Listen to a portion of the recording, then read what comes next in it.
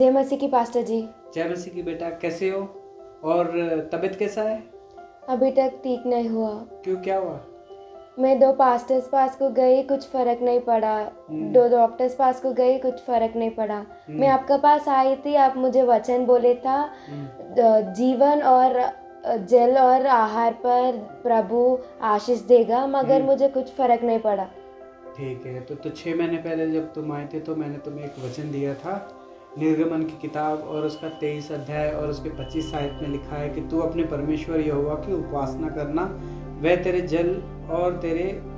जल और आहार पर आशीष देगा और तेरे बीच में से रोगों को दूर करेगा। यानी कि वो जल के ऊपर आशीष देगा और आहार के ऊपर आशीष देगा और तेरे बीच में से रोगों को दूर करेगा। तो ठीक है, तो मैं तुम्हें 2-3 सवाल पूछूंगा, बताना। क्या तुम रेगुलर चर्च जाती हो? नहीं, कभी और प्रार्थना करती हो? कभी कभी प्रार्थना करती हो? कभी कभी तुम्हारे मम्मी डैडी का इज्जत करती हो? कभी कभी और तुम्हारे जो रेंट पे रहते हैं उनके साथ कैसा है? थोड़ा गुस्से में। और जो तुम्हारे घर में काम करते हैं उनके साथ? गुस्से में रहते, और तुम्हारे आस पड़ोस के साथ? गुस्से में। और तुम्हारे ड्राइवर के साथ?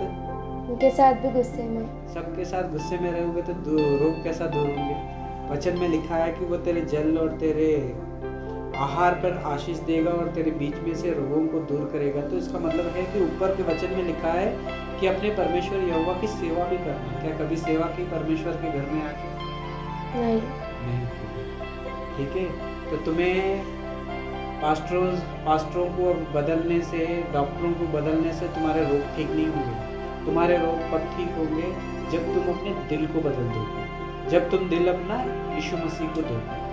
यीशु मसीह को दिल कैसा देना है? जब हम अपने पापों की माफ़ी मांगते हैं, वो हमारे पापों को माफ़ कर देता है और फिर हमारे अंदर एक नया दिल देता है, तो तब हम सबसे प्यार करते हैं। फिर हम रेगुलर चर्च को जाएंगे, प्रार्थना करेंगे, बाइबल पढ़ेंगे और जो है अपने सारे सब लोगों के साथ प्यार के साथ रहेंगे।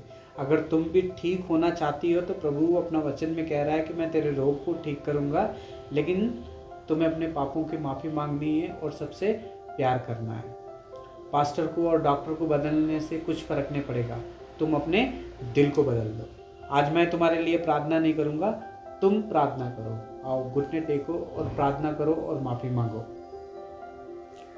प्रभु जी, मुझे माफ़ कर दो और मुझे छिंगाई दो। मैं मेरी मम्मी डैडी के साथ और मेरे रेंट वालों के साथ, मेरे ड्राइवर के साथ अच्छा बात करूँगी।